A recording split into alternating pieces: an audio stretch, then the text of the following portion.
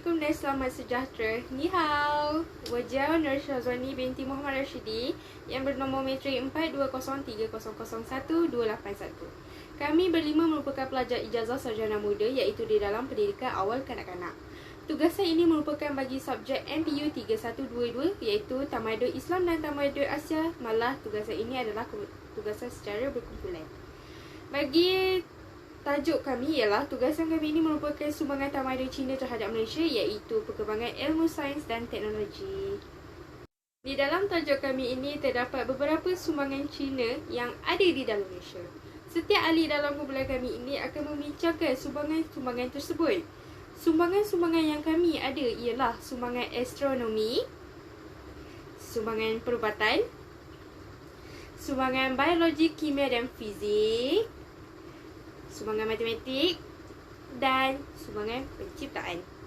Dalam tugasan ini saya memilih sumbangan astronomi untuk dibincangkan di dalam video tugasan ini. Baiklah, saya akan memulakan perbincangan ini. Pada zaman dinasti Zhou, orang Cina mampu menyediakan katalog bintang dan mereka dapat mencatat rekod yang tepat tentang gerhana dan komet. Selain itu, sumbangan terbesar bagi ahli astronomi Cina adalah penghasilan daripada peralatan astronomi dan penyelenggaraan rekod astronomi yang sempurna dan tepat. Walau bagaimanapun, orang Cina telah mengkaji berkaitan nova dan supernova, Crab nebula, komet, Halley, gerhana bulan dan matahari. Seterusnya, orang Cina juga telah mewujudkan sistem kalender. Malah, ia juga salah satu sistem yang paling awal, maju dan tepat. Sistem kalender ini bersifat kepurbaan dan bebas daripada pengaruh asing. Selain itu, sumbangan Cina ini juga memperkenalkan kompas. Pada zaman dinasti Han, alat kompas ini bersifat magnet yang telah diketahui oleh Cina. Pada mulanya, kompas ini telah digunakan semasa pelayaran sahaja. Antara daripada kurun pertama sehingga kurun yang ke-6, orang Cina sudah pun menemui pengetahuan tentang gejala kemagnetan, arohan dan menjelang kurun yang ke-8 dan ke-9.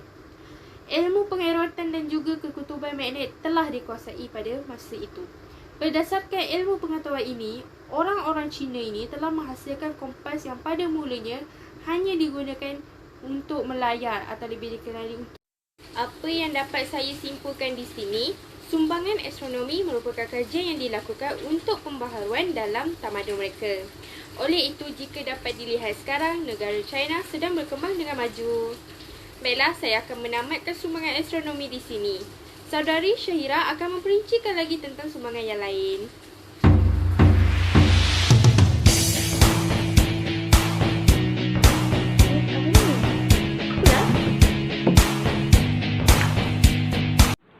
Assalamualaikum warahmatullahi wabarakatuh.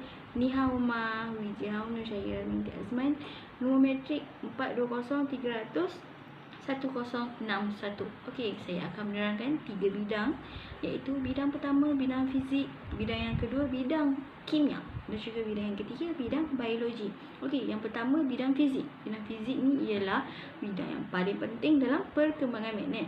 Ahli nujum dari China telah menggunakan papan nujum yang bermagnet, iaitu melambangkan bahagian atas sebagai langit dan juga bawah sebagai dunia. Okey, pada bidang fizik ini, perciptaan kompas awal berdasarkan ikan gabus yang menunjukkan arah utara ke selatan yang diletakkan pada batu lebat. Bidang kedua adalah bidang kimia. Bidang kimia dimajukan oleh pengikut Tao.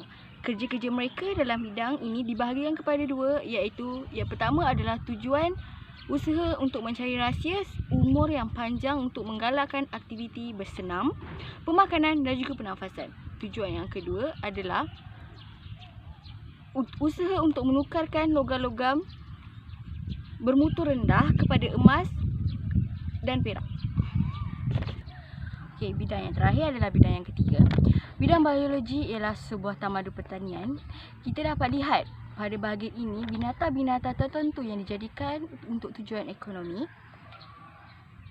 seperti kerbau yang digunakan untuk aktiviti penanaman padi. Itu sahaja daripada saya. Kita akan ke bidang yang seterusnya. Bye!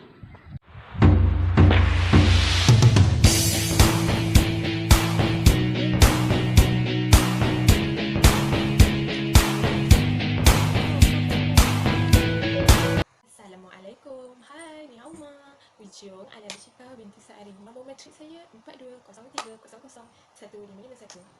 Saya akan menerangkan kepada kalian semua mengenai pencapaian teknologi purba yang paling berguna dan berpengaruh dari segi sumbangan terhadap perkembangan teknologi. Terdapat 4 bidang penciptaan. 1. Teknik membuat kertas. 2. Teknik percetakan. 3. Bahan letupan dan terakhir kompas.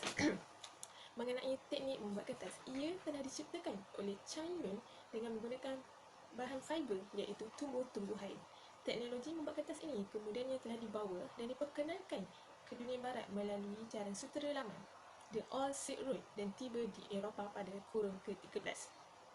Teknologi percetakan iaitu printing telah mula diperkenalkan semasa pemerintahan dinasti Tang. Antara buku pencetak yang paling awal dan masih wujud sehingga kini ia Finganjing, kitab sutera Jiamong bahasa Cina yang bertarikh 11 Mei 868 yang kini disimpan dipelihara di Museum British England. Bahan letupan telah dicipta oleh ahli-ahli kimia Cina. Pada mulanya, bahan-bahan letupan ini digunakan untuk bunga api. Kemudian pihak militeri telah menggunakan sebagai meluas kepada peperangan. Yang terakhir, kompas. Kompas juga merupakan salah satu dari 4 penciptaan agung dalam tamadun Cina yang memberikan sumbangan bermakna kepada tamadun dunia sehingga masa kini. Pada pendapat saya, sumbangan Cina dari segi bidang penciptaan ini sangatlah bagus dan masih digunakan sampailah sekarang. Oleh itu, kita sewajarnya perlu tahu mengenainya. Saya harap anda semua dapat faham dan manfaat daripada pembincangan saya pada hari ini. Sekian, terima kasih. Saya akan memberikan kepada kawan saya seterusnya.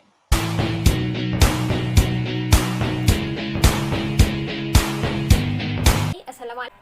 Saya Fatimah Najbadi Khalid, nombor matrik 42002141 akan menerangkan bidang perubatan pada zaman tamadun Cina. Sistem perubatan Cina tradisional bersifat keperbaan dan bebas dari pengaruh asing. Teori asas bagi perubatan Cina tradisional ialah teori kosmik dualistik Yin dan Yang. Teori Yin dan Yang mengatakan bahawa keseimbangan secara harmoni kedua-dua kuasa Yin dan Yang akan mempengaruhi kesihatan tubuh badan manusia.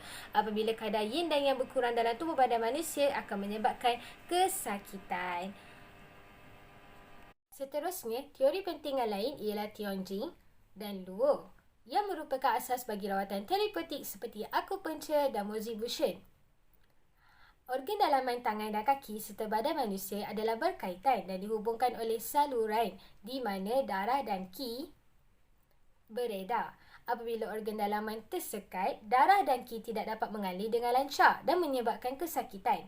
Untuk memastikan pengaliran darah dan qi lancar, langkah yang boleh dilakukan untuk merawat adalah menggunakan akupunktur atau moxibustion kerana kedua-dua ini sangat penting dalam perubatan Cina tradisional. Berdasarkan teori Jing dan Luo, akupunktur melibatkan perbuatan memasukkan atau mencucuk jarum logam yang telah disterilkan dan panjangnya ialah 3 cm sehingga 24 cm ke dalam tisu di bawah kulit. Akupunktur juga adalah untuk menstimulasikan titik tertentu pada saluran Jing dan Luo supaya gangguan darah atau qi dapat diperbetulkan. Amalan ini telah diamalkan sejak 2500 sebelum Masihi. Rawatan moxibustion iaitu daun moza akan dibubuhkan pada titik tertentu di permukaan kulit dan dibakar. Bahan yang digunakan sebagai ubat-ubatan sangatlah luas termasuk tumbuh-tumbuhan seperti herba, binatang dan sumber galian. Terdapat lebih kurang 1000 jenis herba digunakan pada masa itu. Kegunaan ubat-ubatan dalam rawatan pada dasarnya adalah memulihkan keseimbangan Yin dan Yang dan penggunaan ubat-ubatan ini adalah bersifat kompleks. Terdapat juga ubat yang digunakan sehingga kini seperti rubab besi untuk merawat anemia dan herba mahuam untuk merawat asma. Jelas menunjukkan bidang perubatan pada zaman tamadun Cina sangat berkembang pesat sehingga kini. Sekian, terima kasih.